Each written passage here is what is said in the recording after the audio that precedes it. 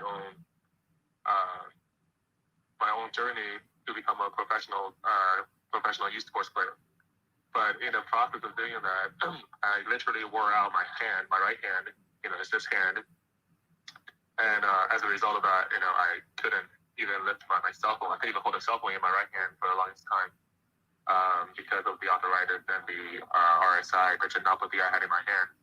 So when I was offered surgery, I refused. I just chickened out. I just didn't want any knife in me. So I spent the next 5 years contemplating an idea of how I'm going to reverse my own condition and fixing this carpal tunnel syndrome that I got, the symptom that I got in my hand. So that's how the RBT mouse was born. This is what it looks like today. So what I realized is by clicking, using the proximal phalange instead of using the fingertips or clicking, your hand will no longer stress. So as you can see, when you're clicking in the most natural way possible, which using the RBT mouse, the normal wear and tear that usually occurs with a regular mouse does not happen. And this is because when you're clicking using the fingertips like you normally do, every time you're clicking down, there's force compounded, and wears out the membranes in between the knuckles. But with this, with the RBT click, you bypass all of that, right? And not only this, but each time you're clicking a mouse or you're with a regular mouse, you're clicking it, because the angle, how it's actually being dragged back, there is the jerk back motion, which just forces you to spend more time adjusting, the cursor location. But with the RBT mouse, it doesn't happen with that because the clicking positions are actually in the center of the mouse. So when you click, there's no force, there's no drag back force with the RBT mouse. So you end up saving a lot of time and energy. So your hand doesn't get tired ever. Like you can literally use this for hours at a time, and you won't feel any kind of stress whatsoever with the RBT mouse. People call it the rabbit mouse. So can you tell me what is RBT referral to? You Sure. So yes, RBT stands for right above touch. Mainly because these buttons, they are over the design, kind of, it's kind of, having a bridge over the top of the regular mouse. So when you, it's a reverse design because the front doesn't click. Like it's stabilized for comfort. So that when you're not clicking, you don't have to hover like you normally do with the regular mouse. You can rest on top of it against any kind of surface. And this way, your fingers will not in a constant hydrostatic pressure, and you're not going to feel tired. I lost you. Yeah. Okay. Yeah. Yeah. That's so. I'm a filmmaker and also editor. Do you think a film editor can also use this mouse? Oh yeah, absolutely. Because each time you're doing editing frame, you have to move the cursor, ever so slightly and drag back. But you're probably very familiar with, the pain of having to go back to the previous cursor position after the click because the mouse moved on its own, right? Well, actually, it didn't move on its own. It's you unconsciously, moving the mouse back or drag it back without you intentionally wanting to do something with it. So with the RBT mouse, not only is the comfort going to benefit you in the long run, but also it'll save you a ton of time and effort just by not having to correct the cursor position every time after you click the mouse. So I have different mouse, right? Like for instance, I use this one. I also have one is like this, yeah. And then I have this one. Yeah. Can you see it's a right? So tell me. So to compare yours with this, tell me a little bit. You must know the differences or your competition, I guess. I wouldn't call ourselves a competition because we're the next step towards more better ergonomic design in a sense. Because the current design is based on pronation theory, right? The pronation theory says it's how you hold the mouse that affects the pain level on your hand. But what I found out was it's not the position; it's how you click it. Because when you have you're clicking the mouse with the fingertips, the tension accumulates inside the palm area. When you turn it sideways, you are not only creating an issue with the ulnar nerve, which is right here, we call it tennis elbow, but also when you're clicking, the same forces that you did before, which is still clicking from the third village or the fingertips, that process hasn't changed. The biomechanical process is still the same. Now, with the RBT mouse, however, because it does not click using the same way, also you can see it alleviates a lot of space. It leaves a lot of space between the palm and also the mouse body. So there's a void in between the hand and the palm and the mouse body. So not only is this not touching or creating friction each time you're clicking this,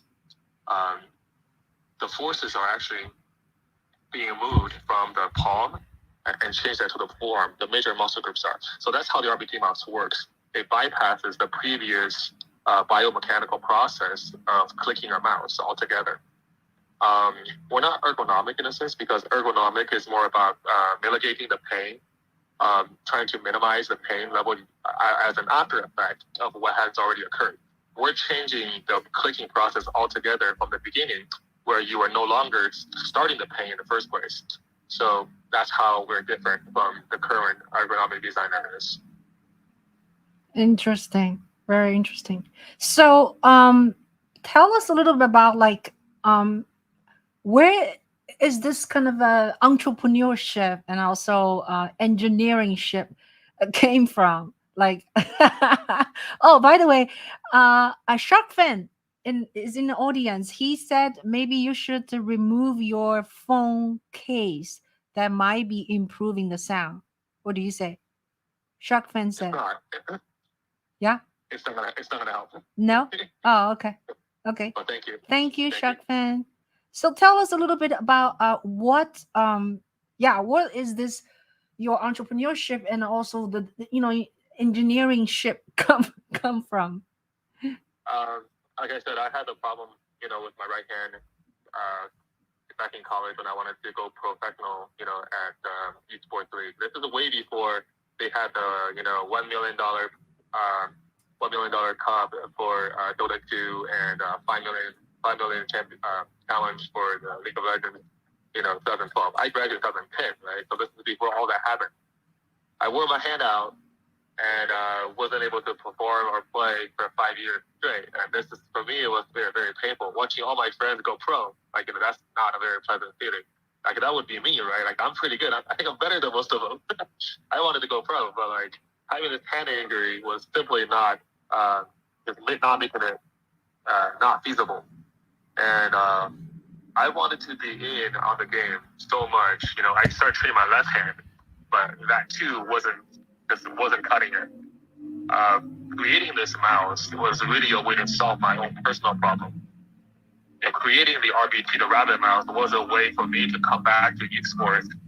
And by then I'm already still too old, over 30 years of age. By then I was already too old. But I will call myself an accidental entrepreneur. I tried different companies before, I used to be in digital publishing, but it's really just me trying to solve a problem that I personally experienced. But in the process, I made a lot more friends, a lot of people that were also having similar problems as me. So I'm really happy that they were able to experience the RBT for themselves, and being helpful. It's in my nature. I like to see people improve their lives. When I see other people recover from carpal tunnel syndrome and also not having the pain go with them whether they're going through work. Some of these guys are designers, architects. Some of these guys are programmers. A lot of them are just day-to-day sitting in front of a computer all day for working. They cannot work without a computer mouse. So getting their lives back, right? Getting their confidence back. Because when you have carpal tunnel, it's really more than just a work. It's more than just a work injury. When you have carpal tunnel syndrome, it's no longer just the RSI factor that affects you. It's more like when you meet somebody new in the first time, right? You shake their hand. They go, "Hey, my name is Qeric, nice to meet you," and you shake their hand.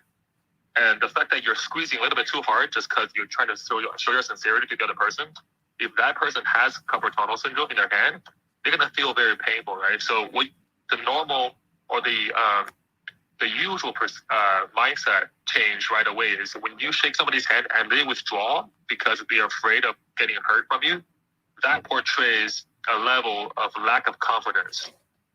So you see how that affects your daily life, right? Like somebody shakes your hand and you're not giving them a firm grip because they're giving you a firm handshake. That action alone is literally, breaking confidence in between the parties. So this could, go a very long way in business as well as in your everyday endeavors. Like you could be meeting, the love of your life, and because you as a man have a very weak handshake, like that really affects you. Yeah. It really affects you. Yeah, yeah. So now, where can people find your product? Is it mass produced, and people we've can been on the buy? market. Huh? We've been on the market for 7 years now. You can find it on Amazon. Just search for Quadraclicks RBP. You'll find us on Amazon. We also have a website, quadraclicks.com, quadraclicks.com.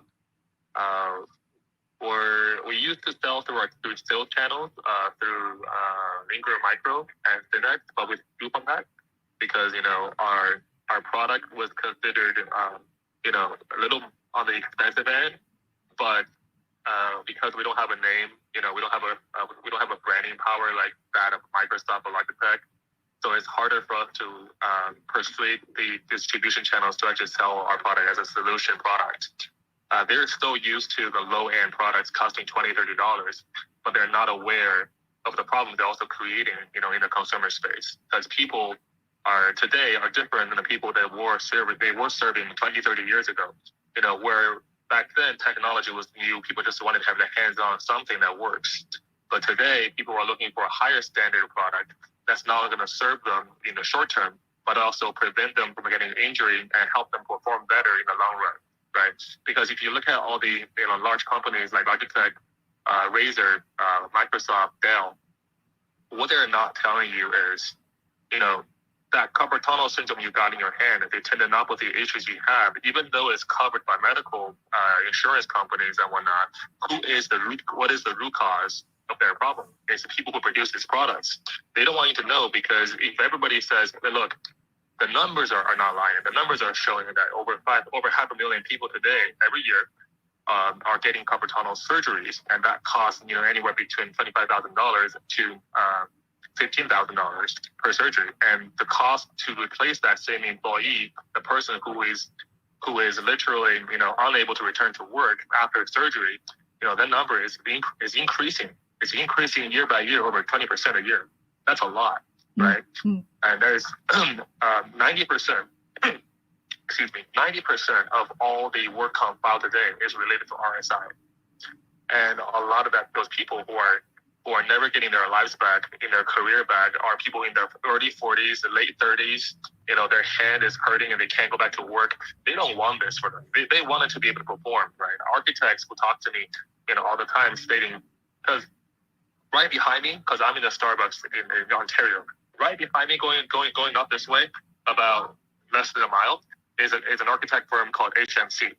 The HMC architect is very international, just like other architect firms out there. But there are people, if you look at the average age that they have is about 30, 35, 40.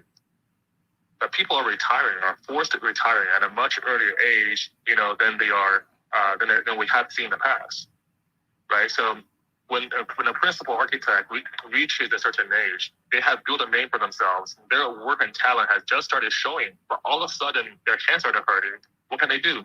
Right? They have to hide it. They can't let their superiors know, because then they get less work. Less work equals less pay. So all these things are not being addressed in society right now, because the bigger companies like Logitech and Microsoft, they don't want responsibilities or liabilities per se. They don't want liabilities, because people say, hey, I used your product for 20 years. I have carpal tunnel syndrome now. Are you going to pay for my injury? They're like, no, we're not liable. Yeah. I am sharing your website here with us. Yes. So nice. Yeah, that's the website.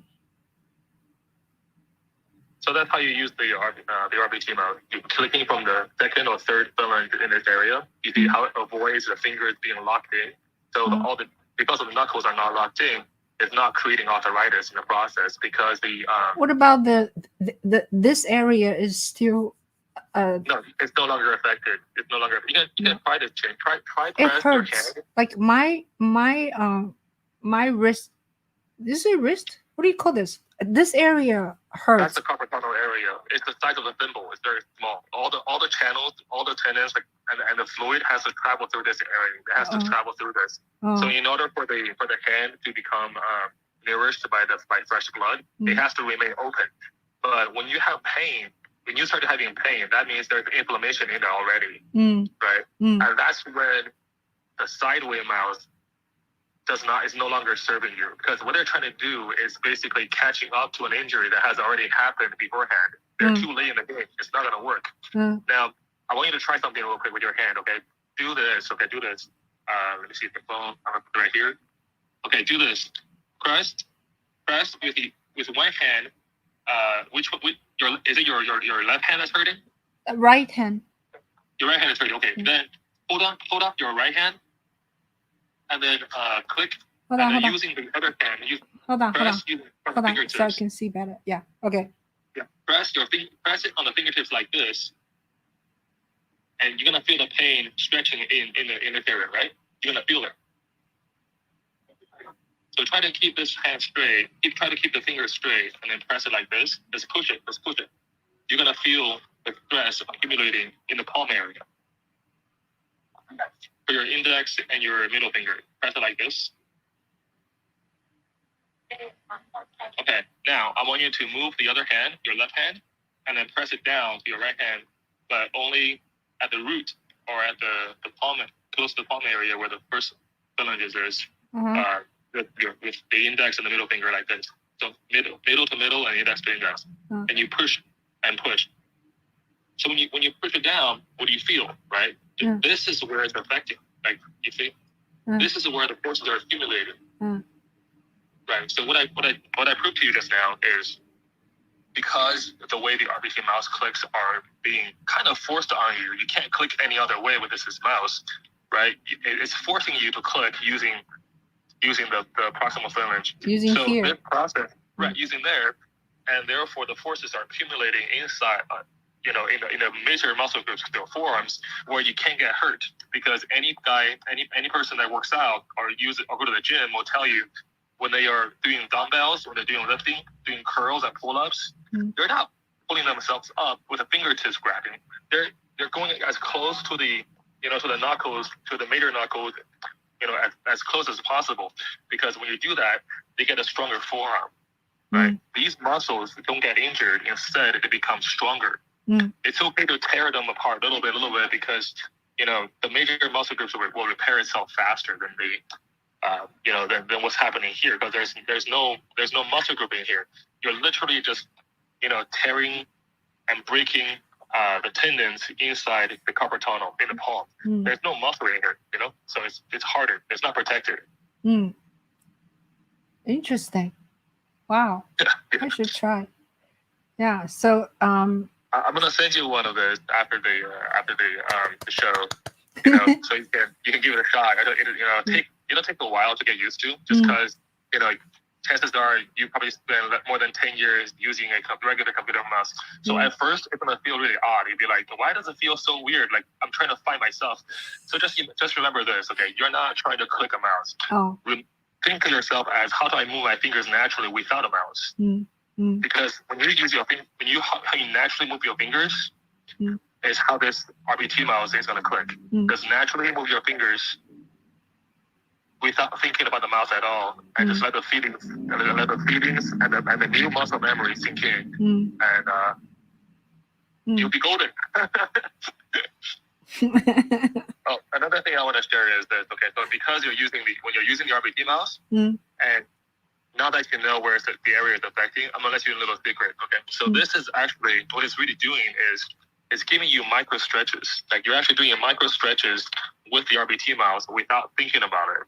Mm. So as you're doing your micro stretches, your hand is likely gonna heal on its own, because when you're doing micro stretches and you're stretching the area between the root of the fingers to that of the forearm, what's in between gets cleared out. So all the fluid you had built up in there previously, it's gonna get drained out slowly, and allowing the fresh blood to go back in there and fit your hand. Essentially, that's what it's doing. Just micro stretches your way back to health. But your body is what's doing the wonders. Your body can heal itself when you're giving it the right conditions. Wow. Wow. I was actually showing this to my husband. He's a DO.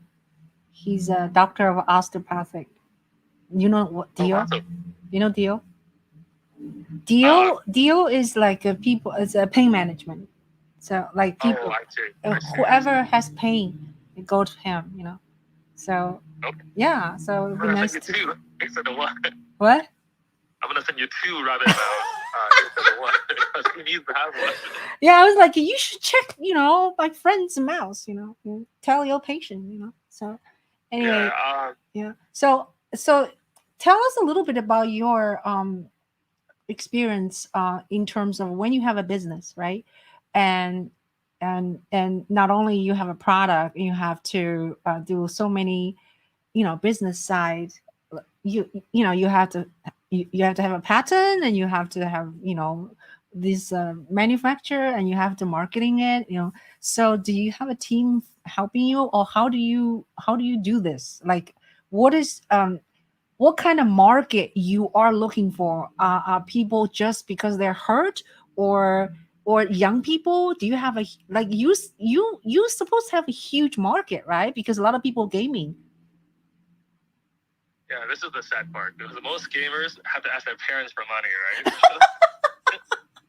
Yeah. Yeah. When I'm like playing, League of Legends or Fortnite, I'm really playing against like teenagers, or guys in their early 20s. They don't have money. They're like, I'll type in like the URL in the game. I'll be like, check out this mice, guys. It'll be like $100. Oh my god. Yeah. Yeah. Yeah. So I can help you win, but they don't care. They're just like, I can't afford it. Yeah. But maybe anywhere else like you can think of, like a rehab or therapy therapist, like I would say a lot of our sales come from referrals, Mhm. therapist referrals. So I send the RBT mouse a couple of samples to Dr. Mike Zeneckis from Corporal RX, based in Florida, a few years back. And he wrote me 8 pages. I kid you not, 8 pages, thorough review of the product. You can download that from the website. Yeah, I saw that. I also sent it out to Dr. Kane from Kaiser Permanente. He's a hand therapist, he's based on the West Coast. So I figured I'll just send him a sample, let him evaluate it. But he goes, wow, this is awesome, right? I go, where is it now? He goes, my mom is using it. I know it's good. His mom is using it. Oh, that's awesome. That's awesome. Yeah. So, I mean, like, we don't have any major media exposure at this point. Actually, we do have one. PC Magazine actually did a review on the RBT mouse earlier this year. That was a huge help, right? Because kind of validated our idea. They're unpaid third party, and they do their own reviews on their products being sent out to them. So I'm very grateful, I'm very thankful that we're able to get this far without external funding. So you asked how I started the company. I started this guy on crowdfunding on Indiegogo. Oh, really? Yes. Wow. And I did not pay a dime for this in the beginning. And I'm also very grateful that my manufacturer is totally awesome, right? Because I met him at CES, and I'm like, Simon, this is the revolutionary. You gotta give it a shot. And he goes like, why do you think it's revolutionary? I said, because I think it's gonna work. And he goes, just think it's gonna work. You want me to put money on this? I'm like, yes. You think it's gonna work? Should I post your link, the interview, in here, or later? Oh, you talking about the one from Events for Gamers, or the one you gave me? Yeah, you can if you want. Oh, okay. Why not? Yeah. No, I think people should have it. Yeah. Okay, so yeah, so you had a someone backed you, like just Yeah, believed you. yeah. So I'll tell you how good the manufacturer is. Okay, so Yeah. like most people would have to spend like $40,000-$50,000 get that molding done. I got mine for free. I didn't pay for it. How'd you do that? So I paid for the initial prototyping money, which is like I paid close to $3,000 to get the prototype. But once the prototype came out, everybody tried it out. They're like, "Oh, this is like actually working." Like, what the heck? Mm. Yeah, I've had I think 4 prototypes built altogether before we even final stage on this and did a mass production on it. But like once their own CTO or techie, the engineers from the manufacturer, they tried it themselves, and some other people came back with a really good feedbacks on it, and they go, okay, we're gonna do initial run of 500 units and put up the molding costs, and I'm like, I can't pay for that, and they go, don't worry, we got this covered. Oh my god! So Wow, nice. wow, that's awesome. Yeah, and not my runs are 3,000 units, 5,000 units at a time, right? But it's I'm very fortunate per se. I'm very fortunate to have good people that work with me. Yeah. So do you have a warehouse, or how do you do that? And specifically when people order, and like, do you have a store? You don't have a store. You just do So online. we started with excuse me. We started with FBA, fulfilled by Amazon. So we shipped to Amazon's warehouse. But what I found out is, people without proper instruction, they don't know how to use it. So that was a problem.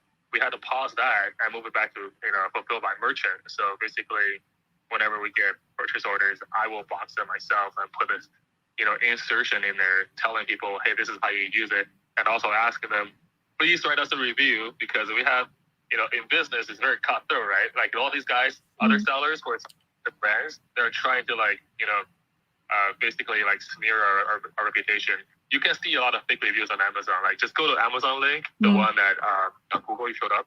Click on that link and click on the 1-star, 2-star reviews. You'll see like there's nothing in there, but there's just only ratings. Why is that? So that our rating will go lower. We went from 4.9 to a 3.8, and then back to a 4.0 in less than a year. Like this is how volatile it is. So I have never bought any reviews whatsoever. This product has been on Amazon listed for over 4 years now. Yeah. But we only have less than 100 reviews total. Whereas other products out there, you'll see they have thousands and thousands of reviews, right? All these are bought and fake reviews. So Amazon took some, they took some measure, and they literally, banished, I think more than 1,000 sellers on Amazon total. But a lot of these guys, they got smarter. Like they can, they get rid of the sellers, but the listing itself is still on there. So just because they have these fake reviews, yeah, go to you brought that up. So click on 99 ratings so that there's a stars. Click on that. Yeah, click on that. Yeah. And then you see the 1-star, 2-star reviews. Click on those. Just click on those. Oh. Yeah. See, like 5 ratings total, and there's like 2 reviews. Yeah. Yeah. Just read the parameters. Huh? You see, I love the top buttons, but the mouse is just much too small for my medium-sized hand, and that deserves a 1-star review. You tell me that make any sense, right? Yeah, no, that's not that bad a review. It's like just telling small hand. Okay, and then go back up real quick, and then click on the 1-star only. See that? The 1-star only below you, and then change that to 2 stars. I don't know what you're talking about. Sorry. All right, so sort by. There's like 4. There are 4 drop-down menus, right? You see those drop-down menus? The one on the you see it shows top reviews, all reviews, 1-star only. Click on 1-star only. 1-star only. Where is 1-star only? 1 star. To the right. To the right. Oh, okay. Yeah. Click on that. And 2-star only. Click on 2-star only. Yeah. You see, 5 ratings total. Yeah. 1 with review, and did it. I didn't have my fingers and hand pain. Yeah. Right, but you see, it has ways, right? Yeah. Because it weighs the store down. So Yeah. like Yeah. it literally brought our rating from a 4.9 down to where it is now.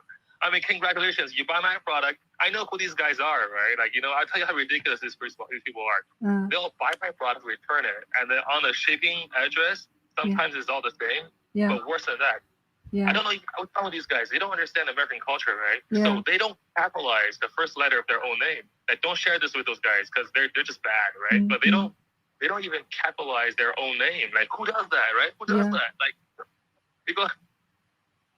Yeah. So on Amazon, actually, when people have lots of reviews, is that they bought it, right? Right? Absolutely. Wow. So we can't really believe when you buy things, right? I buy things and I rely on reviews.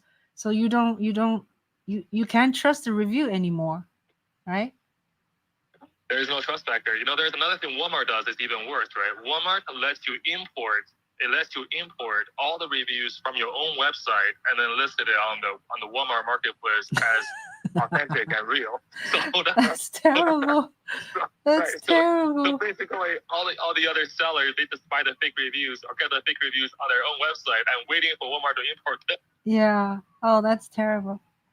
But yeah. So when you have a product, or whether it's a physical product or useful product, or like I am making film, making music, um, marketing is like it's like it's so much work, right? It's so important. And so with the social media, so you have a social media present, like do you have a YouTube channel for your product? You have Instagram under your product name, right? I tell you, TikTok, where things are now today, because is it working? TikTok works?